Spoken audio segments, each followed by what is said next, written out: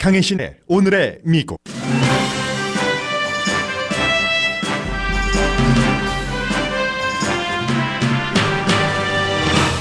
오늘도 미국에서는 하노이 회담 결렬 이후를 진지하게 다룹니다. 문재인 대통령의 역할이 줄어들었다는 지적도 있지만 동시에 문 대통령이 당혹해하지 않고 한국은 지금까지 자주 겪어온 일이라는 지적도 있습니다. 트럼프 대통령에게 지금도 김정은을 사랑하느냐고 묻는 민주당 의원도 있지만 같은 민주당 의원은 김정은 위원장이 오토 원비어 죽음에 책임이 있다는 결의안 발의를 하려다가 거둬들였습니다. 앞으로 북핵 협상에서는 북한의 사이버 공격도 포함시켜야 한다는 주장도 있지만 트럼프 대통령이 이룰 수 없는 목표를 향한 트릭은 그만 쓰고 북한 핵을 억제하는 현실로 방향을 전환해야 한다는 주장이 더욱 강해집니다. 미국 국내 정치와 북한 관계를 포함한 국제 정세는 특별검사의 수사 결과에 상당한 영향을 받게 됩니다. 곧 발표될 특별검사 수사 결과는 어떤 형태로든 대중에게 알려지게 되고 앞으로 2년 내내 양당 대치에 휘발유가 될 게 분명합니다. 타이컵 특검 조사 시절 대통령의 변호사가 특검 수사는 마녀 사냥이 아니고 로버트 멀러 특검은 미국의 영웅이며 특검 조사는 트럼프 대통령이 재선된다 해도 계속될 것이라고 말했습니다. 중간선거에서 이긴 민주당의 권한이 강해집니다. 권력 남용을 수사한다는 이유로 트럼프 대통령의 아들들 사위, 사업체 등 A1 사람과 재단에 관련 자료를 요청했는데 딸 이방카만은 요청 인물에서 뺐습니다. 힐러리 클린턴이 더 이상 대통령 선거에 나가지 않겠다고 밝혔지만 아무도 별 신경 쓰지 않습니다.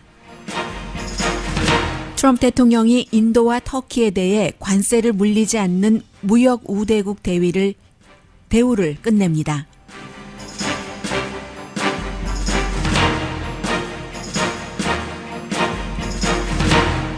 여러분 안녕하십니까? 오늘의 미국 강혜신입니다. 제가 한 5분도 남기지 않고요. 한 4분 정도 남았을 땐가요? 이제 그때까지 계속 그 뉴스를 레이티스가 혹시 없는가, 광고 나가는 시간에라도 더 점검해야지 되는 것이 없을까 이제 보다가 혼자 막 웃으면서 들어왔습니다. 끝까지는 제가 못 봤는데 더 윅이라는 그 영국 매체가 보도한 것을 보니까 오늘 아침에 이 내용까지는 제가 봤어요. 이 북한과 미국의 회담이 끝난 뒤에 지금 존 볼튼이 전에부터 그 오늘의 미국에선 자주 말씀을 드렸습니다마는 뒤에서 여러 가지 영향력을 행사하는 사람이라고요. 뭐 정말로 영웅이다. 대재앙을 막은 영웅이다. 이런 글도 실렸고요. 이 애틀란틱은 상당히 진보적인 매체거든요. 그런데 아무튼 그렇습니다. 그리고 또 어떤 매체에서는 그림자 대통령이다. 존 볼튼이 이번에 이제 핵 그 협상을 결렬시키는데 큰 역할을 했다고 해서요. 또 뭐 워싱턴 포스트도 트럼프 대통령 귀에 아주 강성의 속삭임을 불어넣는 사람이다. 뭐 그런가 하면은 대통령을 세계 이슈에 대해서 교육시키는 사람이다. 그런데 그 교육이라는 게 존 볼튼 자신의 의지대로, 자신의 그 주장대로 이렇게 얘기를 했거든요. 그랬더니 제가 웃었다는 부분은 이 부분입니다. 트럼프 대통령이 굉장히 싫어하잖아요. 아주 특징이 있다면 첫 번째, 나에게 충성해야지 된다. 두 번째, 모든 일은 다 내가 잘한 것이다. 다 내가 한 일이다. 이렇게 얘기를 해야지 되는데 지금 존 볼튼 얘기가 나오니까 존 볼튼이 언제까지 그 자리에 있을 수 있을까? 뭐 이런 얘기까지 나와서 제가 굉장히 웃었습니다. 대표적인 인물이 시사주간지 타임이 대단한 조종자다. 트럼프 대통령 선거 그 캠페인 할 때부터 그랬고 대통령의 그 수석 그 전략가로서 백악관에서 수석 보좌관으로 있으면서도 그랬다 하니까 이제 그 대통령도 싫어했고 대통령을 지지하는 많은 분들도 아니 트럼프 대통령 혼자 다 캠페인해서 혼자 다 당선된 거야 이렇게 얘기를 했는데 결국은 그런 그 지적들이 여기저기서 나오면서 스티브 배넌이 뭐 사위 딸과도 처음에 좋았던 사이가 나빠지고 백악관에서 나오고 말았잖아요. 지금 존 볼튼에게 그 정도 얘기들이 쏟아지고 있습니다. 분명히 그존 볼튼의 역할이 있었던 건 사실이죠. 물론 그것도 트럼프 대통령의 뜻이라는 것도 함께 말씀을 드리지만 북한 문제뿐만이 아니라 뭐 시리아라든가 러시아라든가 전부 베네수엘라까지 지금 존 볼튼과 그 주변 인물들 뭐 프레드 플레이츠라는 사람이 있거든요. 뭐 다 말씀드릴 필요는 없을 것 같아서 말씀 안 드리고 있지만 프랭크 게픈이라는 사람도 있고 지금 이 조직이 그 사람들이 그 그룹이 트럼프 대통령의 여러 가지 외교적인 문제를 처리하고 있는데 오늘 미국의 많은 언론이 그런 부분들을 지적을 하면서 김정은 위원장 이제 북한에 갔죠. 당연히 환영을 받았고 대단한 그 환영을 받았고 모든 것은 북한의 여론은 조정을 하는 것이니까 크게 관심 쓸 필요 없는 거고요. 그리고 오늘 많은 매체에서 미국에서는 그다지 그 내용을 다루지는 않는데 블룸버그가 문재인 대통령이 이렇게 오히려 김정은 위원장의 입장이다. 미국과 멀어져서 이런 얘기를 지적을 했다고 하는 것을 한국에서 많이 보더라고요. 미국에서는 이런 내용들을 많이 얘기를 하죠. 물론 문재인 대통령의 서울에서의 북한과 미국과의 회담에 대한 중재 역할에 제한이 있을 수 있다. 그런 얘기요. 그러면서 역시 로이터 통신이 정세현 전 통일부 장관. 그런데 이 정세현 장관이 공개적으로도 얘기하나요? 이 로이터 통신은 지금 문재인 대통령에게 북한 문제에 대해서 자문을 해주는 사람, 이렇게 미국 사람들에게, 세계 사람들에게 소개를 해주고 있는데요. 이 존 볼튼 때문이다. 서울 세미나에서도 얘기했었다는 내용 지적을 하고 있고요. 물론 로이터 통신도 더 이상 다리를 놓을 수 있을까? 문재인 대통령이 이름을 밝히지 않은 사람들을 인용을 해서 그렇게 얘기를 하고 이름을 밝히고 그렇게 말하는 사람들도 있잖아요. 그것 역시 로이터 통신이 보도를 하고 있습니다. 중재자는 미국에 양보만 하라고 할 게 아니라 북한에도 의미 있는 핵 파기를 하라고 해야지 된다. 이런 내용이요. 그런데 또 NPR 방송은 그런 여러 가지 지적이 있고 또 한국이 북한과 협력하려고 하던 경제적인 그런 계획에 차질이 있기도 하지만 그러나 문재인 대통령이 당황해하는 것 같이 보이지는 않는다. 이 말은 연세대학교 역사를 가르치고 있죠. 존 델러리 북한 문제에 관해서 여러 활동을 하고 있는 분이니까 이분에게 인터뷰를 요청을 했는데 왜 문재인 대통령이 당혹스러워하지 않느냐, 당황하지 않느냐 하는 것은 한국이라는 나라가 이 같은 외교적인 역풍이라고 할까요? 미국과의 관계에 있어서 좌절을 너무 많이 겪었기 때문에 하노이에서의 이 정도는 지금 굉장히 나쁘다라고 말하는 쪽에서의 나쁜 그 정도는 아니다라고 지적을 했고요. 그리고 또 더군다나 이제 미국과 북한에서 다 너 탓이야 이렇게 손가락질을 하지 않으니까요.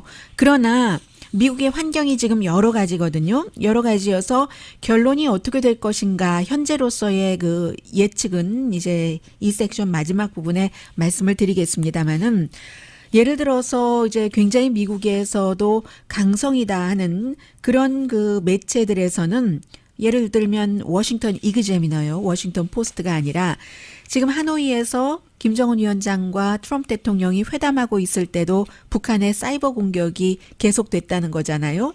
그런 것을 볼 때 이것은 분명히 어떻게 보면 넘버 1, 2, 3로 나눴는데 워싱턴 이그제미너에 실린 어피니언입니다. 에린 더눈이라는 사람이 쓴 글인데 첫 번째는 북한이 정말로 비핵화를 할 의지가 있을 수도 있다. 비핵화에 관심이 있을 수도 있다. 정확하게 미국식 표현으로 maybe interested in 비핵화라고 했거든요. 그게 왜 그러냐면 경제적인 도움 받고 비핵화하는 거 할까 하는 정도는 할 수 있다는 거예요. 왜냐하면 또 다른 무기가 있으니까. 그게 사이버를 포함해서 케미컬 웨폰은 이번에 존 볼튼이 언급했다고 하지만 사이버 공격의 무기가 있기 때문에 그럴 수도 있다.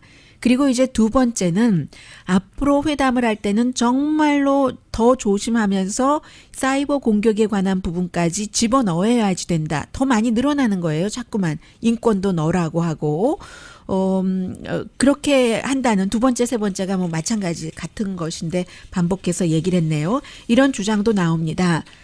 그런가 하면은 민주당의 그 맥신 워터스라고 캘리포니아가 지역구이고 흑인 민주당 그 하원 의원이고 대통령과는 정말로 첨예하게 정말 트럼프 대통령이 IQ가 너무너무 낮다고까지 트윗으로 공격을 한 사람이고 이 맥신 워터스의 트럼프 대통령 공격도 뭐 만만치 않고요. 이번에도 정말로 가치 없는 그런 그 서밋을 하고 와서 테러리스트와 킬러 김정은과 그러고도 아직도 사랑에 빠졌다고 할 수 있는가라고 반문을 합니다. 그런데요. 이건 좀 의미가 있는데요. 트럼프 대통령이 오토 원비어의 그 죽음에 이르게 된 그 과정을 김정은 위원장이 알기는 알았지만 나중에 알았다. 그렇게 뭐 인구도 많고 하는 나라에서 지도자가 모든 것을 어떻게 다 알 수 있겠는가. 몰랐었다고 김정은이 나에게 얘기를 했고 내가 그 말을 믿는다라고 해서 이제 미국에서 공화당에서도 민주당에서도 다 트럼프 대통령의 그 커멘트에 대해서 굉장한 비난을 했잖아요. 그리고는 결국 오토 원비어의 어머니 아버지가 그럴 수가 있느냐라고 얘기를 했는데 그럼에도 불구하고 오토 원비어의 어머니 아버지의 요청에 의해서 민주당 의원인 뉴저지가 지역구예요. 그 탐 릴나우스키 의원이 금요일에 발의를 한다고 했습니다. 오토 원비어의 죽음의 책임은 김정은이다 하는 이 같은 결의안을 발의를 하려고 하다가 오토 원비어의 어머니 아버지가 우리가 그렇게까지 하고 싶지는 않다 해서 이 발의안하는 것은 거둬들였다는 거거든요. 이것도 이제 민주당 의원이 발의하는 건데 물론 그 결의안이라는 게 법적인 구속력도 없고 지난 한 해만 하더라도 의회에서 결의안으로 통과된 게 한 거의 800개 정도 되거든요. 750개 넘고 800개 그 사이인데 그러니까 큰 의미가 있다고도 할 수 있고 없다고도 할 수 있는 거지만 민주당에서도 이렇게 분위기 보면서 뒤로 멈춰서 갈 수 있는 트럼프 대통령이 하는 일에 대해서도 그런 그 여지라고 할까요? 협상의 여지 같은 것을 보여준다는 거고 그것은 또 민주당의 기본은 항상 대화하는 것에 대해서 미국에서 반대하는 사람은 없습니다. 일반인도 아마 maybe 공화당이 지금 대통령이 트럼프 대통령이 공화당이 아니고 민주당이었다면 이렇게 북한과 대화하는 것에 반대하는 의원이 많았을 겁니다. 원래 공화당의 기조가 그러니까요. 북한에 대해서. 그러나 민주당은 북한과 대화하는 것을 반대한다던가 거부해 본 적이 한 번도 없습니다. 기본적으로 문제를 외교적으로 풀자고 하기 때문에 그러니까 이렇게 결의안을 김정은이 책임이다 하는 결의안을 내려다가도 뒤로 물러날 수 있었던 것이고 이 부분에 대해서는 트럼프 대통령도 물러났어요. 내가 뭐 언제 그렇게 말했느냐. 그거 잘못 그 오역한 거다라고 했는데 오역 아니고요. 트럼프 대통령 그렇게 얘기를 했습니다. 중요한 건 이제 미국의 움직임인데 6초 저는 세어보지 않았어요. 리용호 외무상이 미국에서는 전반적으로 우리가 모든 것을 다 없애라고 했다고 하는데 그런데 아니다. 그 유엔 제재한 11개 가운데서 5개를 하라고 했고 그 이후에 마이크 폼페오 국무장관은 그 5개를 해주면은 결국은 전면 제재나 마찬가지다. 그 돈으로 또 핵 개발을 하니까 이렇게 얘기를 했잖아요. 그럼에도 불구하고 마이크 폼페오 국무장관이 세봤대요. 이 리용호 그 외무상이 기자회견할 때 이렇게 말하는 중간에 6초를 쉬었다는 겁니다. 그 6초를 쉬었다는 것이 여러 가지로 미국에서 딱 그 계산을 하는 거예요. 7분 기자회견 했잖아요. 그 이후에 최선희 부부상이 2번 했고요. 다 분석을 하고 있는 겁니다. 전문가들이. 6초를 쉬었다는 것은 결국은 북한도 우리와 대화를 이어가고 싶다는 대화할 준비는 완전히 돼 있다는 거다. 우리도 북한과 대화할 뜻이 있다면서 몇 주일 안에 이제 미국 팀이 평양을 방문을 한다는 것을 발표를 했어요. 그리고 이제 정말로 많은 그 과정이 있었다. 트럼프 대통령도 주말에 있었던 그 컨서버티브 폴리티컬 액션 컨퍼런스요. CPEC에서 그런 얘기를 했고 외교 협상이라는 게 그러나 그 뭔가를 가지고 와야지 과정이 있는 것이고 가지고 오지 않을 때는 실패로 보는 것이 뭐 국제적인 그 관례고요. 여전히 그 틈은 많이 남아 있고 왜냐하면 지금 핵에 관한 정의가 완전히 안 됐다고 하잖아요. 이번 그 회담을 끝나고 나서도 국무부에서 발표하는 것 보면 그리고 여기에 또 러시아가 또 들어가는데 결국은 러시아의 국영 방송들도 미국의 민주당을 비난을 하고 왜냐하면 이게 모든 사람들이 공통적으로 생각하고 있는 것이요. 그 마이크 코헨의 청문회가 트럼프 대통령이 이런 결정, 북한이 도저히 받아들일 수 없는 안을 제시해서 협상을 깨는 게 낫겠다라고 결정을 하노이에서 했다는 거기에 동의를 하는 겁니다. 그래서 청문회를 왜 그 날짜에 맞춰서 하느냐. 트럼프 대통령도 그렇게 비난했잖아요. 그리고 그런 것들이 핵 협상장에서 내가 걸어 나오게 하는데 contributed 했을 수 있다라고 얘기를 했는데 러시아도 마찬가지로 민주당을 비난하고 김정은을 칭찬을 했습니다. 러시아 그 방송들은요. 김정은이 그 뜻을 분명히 밝히고 안 된다고 하는 것은 안 된다고 하고 항복하지 않는다 하는 것을 보여줬다는 거거든요. 그리고 러시아의 외무장관이 하노이 회담이 있기 며칠 전에 공개적으로 얘기를 했어요. 세르게이 라프노프가 미국이 북한과 그 핵 그 문제 이런 것을 해결하는데 러시아에게 어떤 그 충고 그 어드바이스 같은 것을 요청을 했다. 그리고 뭐 이 요청하는 게 사실은 이상하지도 않아요. 다 당사국들이니까 아무튼 그렇다는 얘기고요. 그런데 푸틴은 얘기를 했잖아요.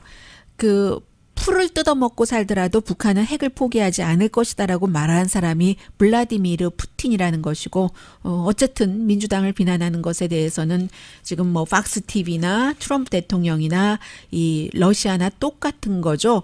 그만큼 그 마이클 코헨 청문회가 영향을 미쳤다는 것이고 미국에서는 이런 시사만평도 있었거든요.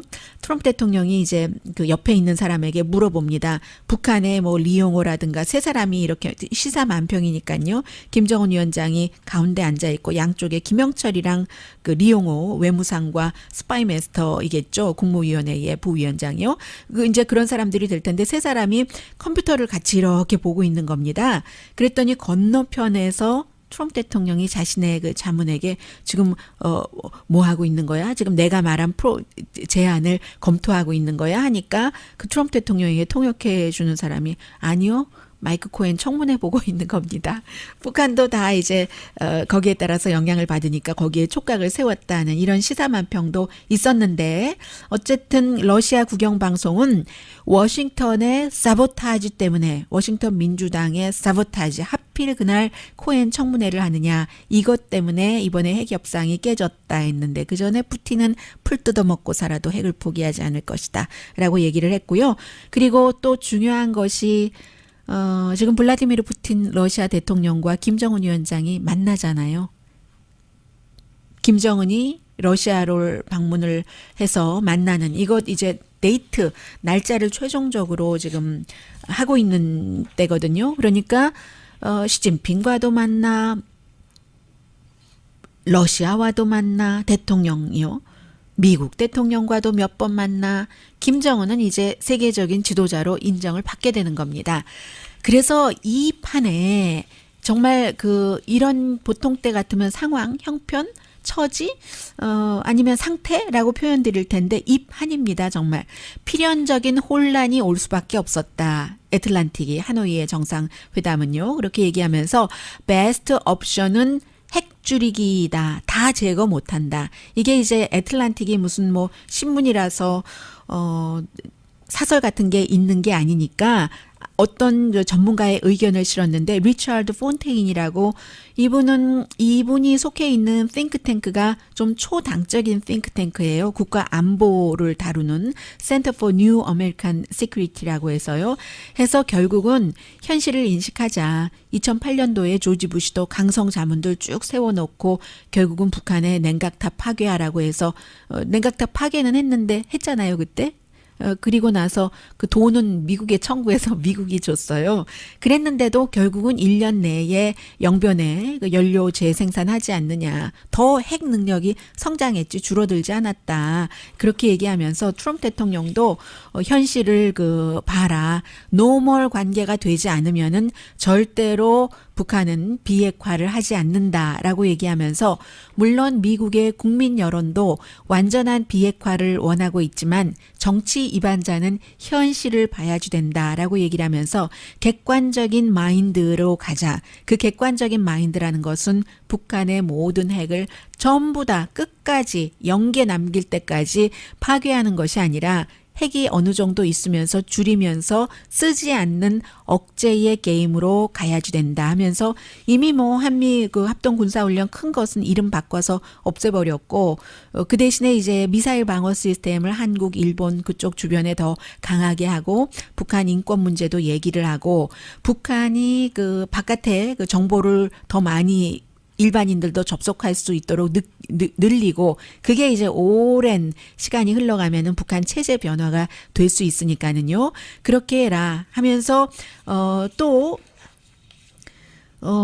수없이 들어온 얘기, 미사일 방어 시스템, 경제 압력, 정보 캠페인 이거로 북한의 핵을 없애지 못한다는 것을 다시 한번 얘기하면서요. 트럼프 대통령이 하노이에서는 달성할 수 없는 시도를 트릭을 써서 트릭이라고 표현을 하고 있습니다. 꼼꼼히 준비한 정책적인 전략이라기보다는요. 그런 거 하지 말고 또 전에 처음에 들어왔었을 때 했었던 대통령 되고자마자 Fire and Fury 도저히 일어날 수 없는 이런 트릭성의 협박 같은 것 하지 말고 그냥 핵 억제력으로 가야지 된다 하는데 요즘 미국의 분위기를 어떻게 갈 것인가 물어보시는 분들이 상당히 많으신데 이런 분위기로 가는 것 같습니다. 여론이 이쪽의 여론이 전에는 도저히 있을 수 없다. 그거 다 파기해야지 하는데 파괴하기를 원하지만 현실로 불가능하니까 그렇게 가야지 된다 하는 게 상당히 많은 것 같고요.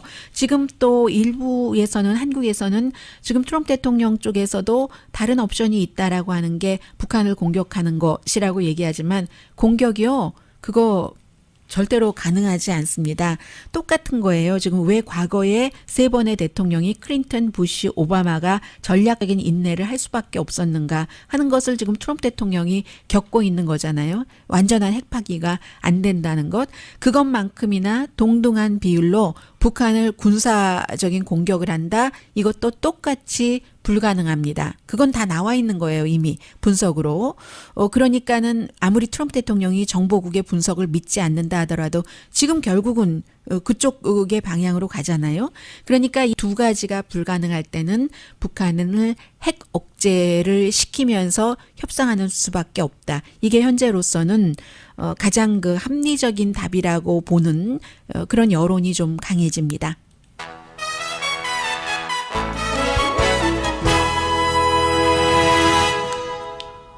잠시 뒤에는 트럼프 대통령이 잠 못 이루는 밤이 계속 될 것 같습니다. 되는 것 같습니다. 이미.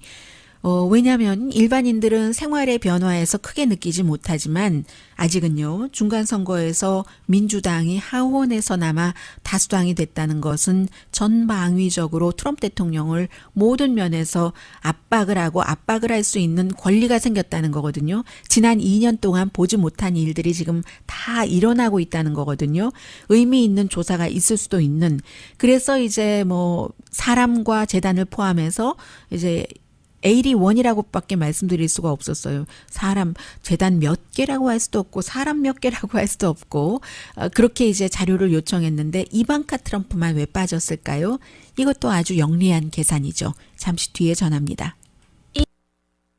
라디오 서울 방송 오늘의 미국 듣고 계십니다. 지난번에 헬싱키 회담이나 기타 등등 트럼프 대통령이 해외에서 여러 번 블라디미르 푸틴 러시아 대통령을 만날 때 통역만 대동하고 아무도 심지어는 관련 부처의 장관도 무슨 얘기를 했는지 모르고 그들에게 알려지지도 않게 하고 통역에게도 아무에게 말하지 말라고 하고 통역에 심지어 메모까지 빼앗았다고 하고 이런 모든 것들이 지난번에 공화당이 하원 상원에서 다 다수당일 때는 민주당에서 아무리 얘기가 되더라도 그게 실제적으로 불만이 어떠한 그 사실을 확인하는 과정으로 나가지 못했습니다. 그런데 지금 달라진 거예요. 민주당의 법사위원회가 이런 모든 것들이 러시아와도 연관된 여러 가지도 있고요. 사법방해, 권력 남용 이런 것을 우리가 좀 들여다보겠다. 들여다보고 나서 뭐 아무런 혐의가 없으면 혐의가 없는 것이고 대통령이 잘못한 부분이 있으면 그것을 밝혀내고 경고도 주고 또 거기에 따라서 어떠한 그 의회에서 할 수 있는 조치도 취하겠다 하는 것이거든요. 그래서 보니까는 3월 18일까지 데드라인을 줬어요. 이 81개 재단은 아니고 아무튼 81 individual and 재단 뭐 단체 등에 대해서 그래서 대통령의 비즈니스가 많이 들어 있고요. 제가 81하나를 다 봤는데 자꾸만 말이 안 되네요. 뭐 예를 들어 아메리칸 그 미디어 INC가 대통령의 친구인 내셔널 인콰이어러의 그 CEO이죠. 그리고 그 개인도 물론 그 패커도 이제 그 자료를 내야지 되는 사람이고요. 줄리안 아산지, 위킬릭스, 마이클 코엔은 뭐 지금 청문회도 하고 있지만 마이클 플린 첫 번째 국가안보보좌관 마이클 플린 아들 마이클 플린은 본인이 국가안보보좌관으로 있으면서 아들까지도 관련 일에 고용을 해서 돈을 줬었던 사람이고요. 선거대책본부장이었던 폴 매나포트 그리고 대통령 그 비서실장에서 쫓겨난 라인스 프리버스 뭐 자레드 쿠슈너뿐만이 아니라 자레드 쿠슈너의 컴퍼니 또 총기협회는 이제 돈이 러시아에 돈 세탁한 돈이 총기협회로 들어가서 대통령에게 3천만 달러 이상의 자금을 지원했는가 하는 것 때문에 그런 것이고 뭐 리 게이츠 뭐 로저 스톤 같은 사람 지금 뭐 역시 조사받고 있고 션 스파이서 백악관 대변인 스티브 베넌 수석 전략가 쫓겨난 백악관 자체도 자료 제출하라고 했고 트럼프 캠페인, 트럼프 재단, 트럼프 오거니제이션 뭐 이런 모든 곳이 다 이제 우리 자료를 다 내놔라 하는 것이거든요. 대통령이 무엇을 숨기고 있는가 이런 것을 보겠다는 것이고 그런데 유독 이방카만은 대통령 딸만은 자료를 제출하는 데서 빠졌어요. 대통령 아들 2명 다 들어있는데도 불구하고 이게 왜 그러냐면은 이방카는 딸이잖아요. 그렇기도 하고 미국에서도 아직도 이제 이런 모든 것들이 나오면 텔레비전에 나오고 하는데 많이 관여를 안 했고 실제로 러시아 이런 부분에 대해서도 이방카도 전혀 관련이 없는 것은 아니지만 직접적으로 어떤 일을 했다던가 그렇지는 않는다는 것이 지금까지 나와 있으니까 또 지난 주말에 대통령의 딸이 그런 얘기를 했어요. 대통령의 딸로서 살아간다는 것이 얼마나 힘든가. 우리 아버지가 날마다 석쇠에 굽듯이 미디어로부터 구의를 당하고 있다. 그릴링 되고 있다. 뭐 이런 얘기를 했는데 대통령의 딸을 그릴링 한다는 것은 역풍을 맞을 수 있다. 이게 이제 민주당의 판단이라는 거예요. 그리고 이제 아들들의 경우는 남자이기도 하고 이런 데는 또 남녀 차별을 또 둬요. 아들들은 남자이기도 하고 그것보다는 오히려 이미 이 대통령의 아들들은 러시아 스캔들과 관련해서 뭐 트럼프 타워에서 러시아 사람들을 만나기도 했고 이메일도 계속 주고받았고 하니까 뉴욕의 남부법원의 조사도 받고 있거든요. 그래서 그렇다. 그런데 이제 그런 것도 있지만 아무튼 그 딸을 그릴링 하다가는 오히려 별로 나올 것도 없는 딸을 구워서 뭐 하겠는가 하는 게 민주당의 생각이라는 얘기고요. 여기에 대해서 이제 아주 중요한 얘기가 제가 뭐 반대편의 그 반박을 전해드리지 못하기 때문에 이분의 음성은 들려드리지 않겠습니다. 타이컵이라고 9개월 반이나 백악관에서 대통령의 자문을 하고 있었고 그리고 이 사람이 자문을 하고 있을 때가 어떤 때였냐면 특별검사가 임명되고 다 그럴 때였거든요. 그런데 오늘 아침에 ABC 뉴스의 팟캐스트인 The Investigation에 나와서 얘기하기를 제법 긴 인터뷰였거든요. 이 지금 트럼프 대통령이 얘기하는 것처럼 특별검사 로버트 멀러는 마녀 사냥을 하는 게 아니다. 그 사람은 미국의 영웅이다. 아메리칸 영웅이다. 내가 30년 동안 뭐 법조계 사람으로서도 알고 있고 개인적으로도 그 사람을 잘 알고 있는데 이것은 대통령이 얘기하는 것처럼 그 정치적인 목적이 있어서 하는 것이 아니라 나는 대통령에게 doesn't agree with President Trump라고 얘기를 했습니다. 본인이 백악관에서 스페셜 자문을 거의 10개월을 한 사람인데도 불구하고 일을 그때 해봐서 아는데 그건 아니다. 그런 것은 오히려 로버트 멀러에게 부당하다고 얘기를 했고요. 그렇게 얘기를 하면서 로버트 멀러가 앞으로 그럼 이것을 어떻게 할 것인가. 적어도 이게 아주 그 묘한 게 많이 뭉쳐져 있네요. 3월 18일까지 민주당이 뭐 아들들 사위 뭐 등등해서 다 자료를 내놔라. 권력남용 사법방해가 있었는지 뭐 러시아와 연관돼서 모든 것을 조사를 하겠다. 하원 법사위원회가 그렇게 요청을 했는데 자료 요청을 했는데 역시 로버트 멀러 특검도 조사 결과를 3월 중순 그 이후로 미루지는 파이널 리포트를요. 미루지는 않을 것이라고 봤습니다.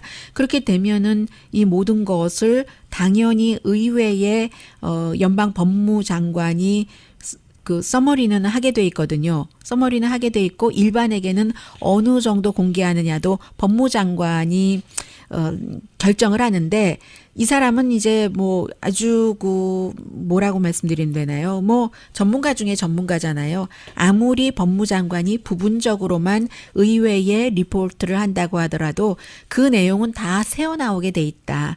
리킹하게 돼 있다라고 하면서 결국은 일반인들도 다 알게 될 것이고 일반인들도 그 또 알기를 원하고 있다 하면서 이번에 특검 검사의 그 수사가 그 파이널 리포트가 나오고 난 뒤에 추가 조사에 대해서는 역시 법무장관이 결정하는 거거든요. 대통령이 지명을 한 법무장관, 의회에서 인준을 받은 신임 법무장관이 결정을 하게 되는데 결국은 여러 가지 상황에 따라서 여기서 끝이 아닐 것이다. 계속 특검의 수사는 이어질 것이고 만약에 2020년도에 트럼프 대통령이 재선에 당선된다 하더라도 그 이후까지 특검 수사는 이어질 것이다. 왜냐하면 이것은 마녀 사냥이 아니기 때문에 내가 지난 30년 동안 알고 있는 그 로버트 멀러, 밥 멀러는 굉장히 그 수사를 법적인 관점에서 아주 그 justice oriented person이다. 공정함, 대단히, 그것도 대단이라고 붙였어요. 대단히 공정함에 확고한 기반을 둔, 그리고 법적 근거에 의해서 수사를 하는 사람이다. 하고, 그렇게 계속 이어질 것이라고 봤습니다.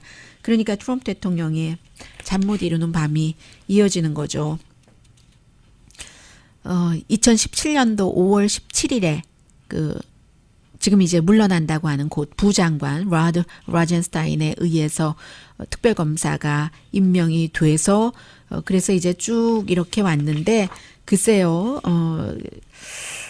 결국은 이것도 또 역시 민주당이 하원의 그 정보위원회의 체어맨 같은 사람이 아담 쉬프요. 버뱅크에서 이 방송 듣고 계신 분들 안녕하세요. 버뱅크 그쪽 지역까지 지역구로 포함이 돼 있는 아담 그 쉬프 의원이 이미 예고를 했습니다. 만약에 이런 것들이 일반에게도 제대로 공개가 되지 않고 의회에도 완전하게 그런 모든 것들이 자료가 넘어오지 않고 하면은 그 권한이 있으니까요. 그 다수당의 권한이잖아요. 지금까지 2년은 민주당이 하원과 상원에서 다 소수당이었기 때문에 소출을 못한 겁니다. 소환장을 못 낸 거예요. 근데 이제는 뭔가가 지금 법무장관이 하는 것이 별로 마음에 들지 않아, 공정하지 않아라고 민주당 측에서 판단을 한다면 당장 하원의 뭐 어떤 위원회에서라도 특별검사를 소환을 하는 거죠. 의회에서. 청문회에 나오게 하는 겁니다. 그러면 아마 국민들이 이번에 마이크 코엔 대통령의 픽서 개인 변호사가 청문회에서 새로운 내용이 하나도 없고 그것이 러시아와의 내통 관계를 증명하는 그런 청문회가 아니었는데도 대통령에게 대단한 타격이었잖아요. 하노이 회담의 결과를 좌지우지할 정도로. 왜냐하면 사람들이 그 사람의 목소리를 통해서 직접 들으면서 대통령이 인종차별주의자라느니 뭐 어쩌다느니 하찮은 그 큰 그 부자라고 떵떵거리는 사람이 공사 시켜놓고 그 공사비 안 주려고 공사비 깎으려고 플러머에게 협박하고 내가 그런 협박을 트럼프 대통령이 원해서 500사람에게는 했다라고 얘기를 했잖아요. 그런 것을 이렇게 보는 그 충격파가 있잖아요. 이번에도 마찬가지로 법무장관이 제대로 하지 않으면 로버트 멀러 특별검사를 청문회에 직접 출석시켜서 하겠다는 것이 이 민주당의 입장이기 때문에 적어도 트럼프 대통령의 임기가 2년 이제 조금 안 남았네요. 2년 조금 안 남았는데 그동안에 계속 할 수 없이 여러분은 이 내용을 들으셔야지 되고 저는 이 내용을 방송할 수밖에 없게 됩니다.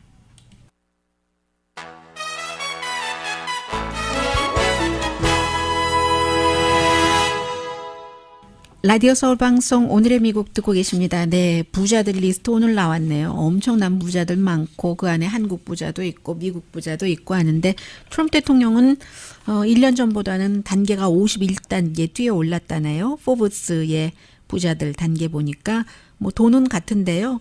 31억 달러 대통령이 얘기한 것보다는 작네요.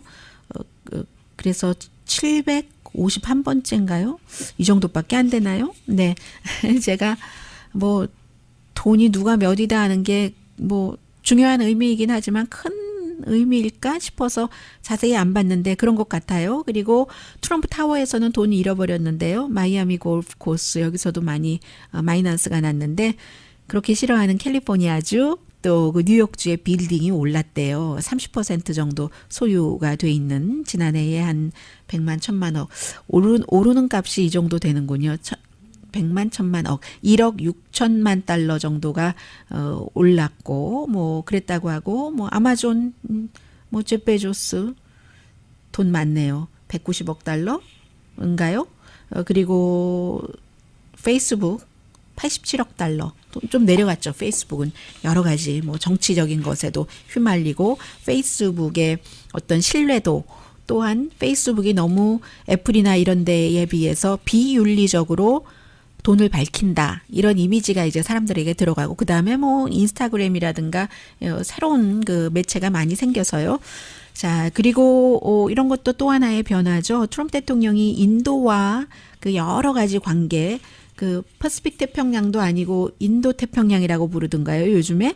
그렇게 하면서 많은 것을 오랜 동안 우대를 할 것 같았는데 인도와 터키에 대한 무역 우대국 지위를 끝낸답니다. 60일 안에 끝낸다고 발표를 했어요. 그게 이제 GSP라고 해서 Generalized System of Preferences라고 해서 특별 조금 우대국인 거예요. 그래서 이제 이런 우대국에 대해서는 미국에 수출하는 상품에 대해서 56억 달러까지는 이제 뭐 관세 프리로 뭐 이렇게 하는 겁니다. 그럼 이제 뭐 많이 팔 수 있고 하는 것들이 있겠죠. 인도는 좀 쿨하게 반응하고 터키는 이거 뭐냐 하고 하는데 인도의 경우는 그동안 우리가 인도가 사실은 제일 큰 베네핏을 받았던 그 국가이거든요. 우리가 이제는 그만큼 이제 국가가 잘 살게 됐으니까 적어도 디벨롭드 컨트리로 들어가니까 우리가 이렇게 된 거다 하고 겉으로는 얘기를 하는데 인도도 글쎄요. 뭐 그다지 좋을 것 같지는 않습니다. 왜냐하면 지금 몇 개월 있으면은 선거를 치러야지 되는데 그 힌두의 그 민주주의 당이잖아요. 현재의 그 인도의 지도자가 트럼프 대통령과 그다지 가까운 것 같진 않고 그러나 이제 뭐 만나기는 했고 그에 비해서 그래서 이제 인도에서는 쿨하게 그 정도로 반응을 하는데 터키에서는 뭐 이런 결정을 할 수가 있느냐. 터키에 나쁘고 미국의 뭐 크고 작은 기업에도 비즈니스에도 나쁘다라고 하지만 이제 트럼프 대통령은 이런 부분을 가지고 할 말이 있는 거죠. 이게 결국은 그 뭐죠? 무역 적자. 내가 무역 적자를 해소시키기 위해서 이런 일을 한다. 해서 결국은 인도, 터키에 대한 무역 우대국 지위를 빼앗는다 하는 말씀 드리고요. 또 힐러리 클린턴이 나가지 않겠다고. 그런데 뭐 그렇다고 어디 다른 데 가는 것도 아니고 항상 연설도 하고 내가 믿는 것에 따라서 행동하겠다. Speaking and standing up for what I believe 라고 얘기를 했습니다. 그게 이제 뭐 그쪽 지역에 사니까요. 롱아일랜드에 있는 방송국이요. 뉴스 12라는 방송국과 인터뷰에서 얘기를 했는데 힐러리 클린턴 보면은 이제는 이제 국민이 좀 호응을 해주지 않으니까 얼마 전까지만 하더라도 다시 나오는가 했는데 정치 현장에서의 정치인으로서의 이런 것은 현재로서는 좀 끝나는 것처럼 보이죠. 보면은 First Lady에서 아주 그 당시에도 대통령과 공동 대통령이라고 코-프레지던트라고 불렸을 정도의 First Lady였고 그때 이제 헬스케어 개혁안을 밀어붙이려다가 완전히 국민에게도 미움받고 시대가 오바마 시대보다 뭐 더 훨씬 전이었으니까는요. 그리고 그 다음에 좀 입 겉으로는 닫고 살다가 남편이 대통령 끝나고 집을 뉴욕으로 이사가서 불법 아닙니다. 뉴욕의 그 지역구인 상원 의원이 됐고 그 다음에 이제 국무장관까지 해서 대통령이 하려고 이력서를 잘 만들었는데 결국은 안 된 거예요. 미국에서 여성으로서는 그 중요한 정당의 대통령 후보 처음 됐고 그렇게 이제 끝나버리는 것 같은데 그런데 아무도 별로 신경 쓰지 않고요. 저도 별로 신경 안 쓰이고요. 그리고는 이에 앞서서 빌 클린턴 전 대통령이 지금 민주당에서 14명인가 나왔잖아요. 민주당은 원래 많이 나오잖아요. 지난번에만 공화당이 예비선거가 많았던 거고 그 14명들에게도 내가 뭐 자문을 하겠다 하는데 별로 그 트럼프 대통령에게 자문 받겠다 하는 사람도 없다고 하거든요. 영원한 것이 없는 것이죠. 이 세상에.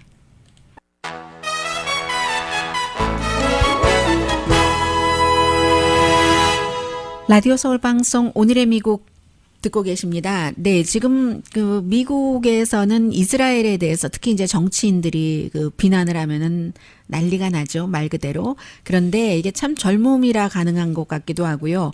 미네소타가 지역구인 일한 오마 의원이 37살이거든요. 여성이고 어렸을 때 그러니까 미국으로 뭐 케냐 난민 수용소에서도 몇 년 살았고요. 가족과 함께 소말리아 태생이거든요. 소말리아 내전이 있었을 때 그러다가 이제 미국으로 와서 나중에 12살 땐가 아무튼 17살 땐가 시민권을 받았을 거예요. 이 여성이 지난번에도 한번 그 미국의 정치인들이 하도 이스라엘 편이다 하면서 전부 벤자민 네타냐후의 키즈다. 벤자민 네타냐후는 지금 기소되게 생겼고요. 그렇게 얘기했는데 이번에도 역시 이스라엘에 그 복종하지 않으면은 이게 안 되는 의회 분위기에 대해서 말했다가 의회에서 민주당 의회에서도 이 결의안을 내려고 하고 있는 거잖아요. 그 결의안 발의하는 그런 민주당 의원들 또 이스라엘계거든요. 이스라엘을 중상모략한다 해서 그런데 여론은 이스라엘 좀 심하다 하는 것도 많이 있다는 것 전해드립니다. 이렇게 젊은 의원이 들어와서 글쎄요 이런 분위기가 조금 바뀌어질까 하는 것도 새로운 면이죠.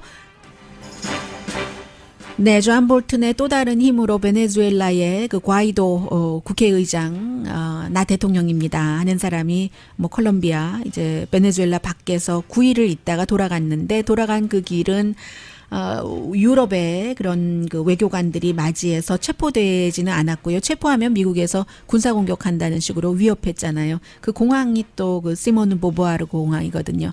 시모누 보부아르와 샤르트로와 알베르 까미는 좀 이런 그 정치에 관한 것은 조금 달라서 그쪽 지역에서 좀 좋아하기도 합니다. 그런데 문제는 이렇게 보기에요.